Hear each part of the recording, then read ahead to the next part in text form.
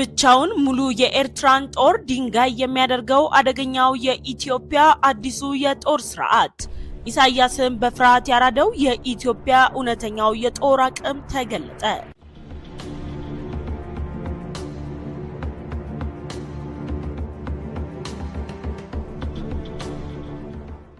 ሰላም የተወደዳችሁ የኢትዮ ዴሊ ቤተሰቦቻችን እንደምን ቆያችሁልን? ሰላምታችን በእያላችሁበት የዓለም ዳርቻ ይድረስልን እያለን ዛሬም በአዲስ መረጃ ተመልሰን መጥተናል።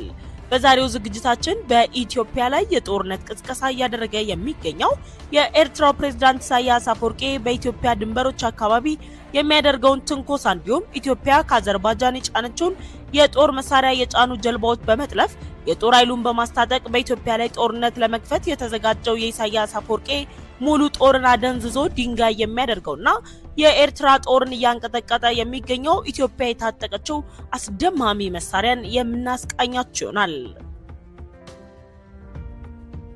በአልሲሲ መንግስት አጋፋሪነት ሰላም ጠል የሆነው የኢሳያስ አፈወርቂ መንግስት በግብጽ ጦር መሳሪያ ድጋፍ እየታጀበ አንድ ዓመት ያስቆጠረው የግጭት ትንኮሳ በማጧጧፍ ከኢትዮጵያ ጋር ወደ ለየለት ጦርነት ለመግባት የሚያስችል አቅም ፈጥሬያለሁ በማለት የምስራቅ አፍሪካን ሰላም እያወከ ይገኛል።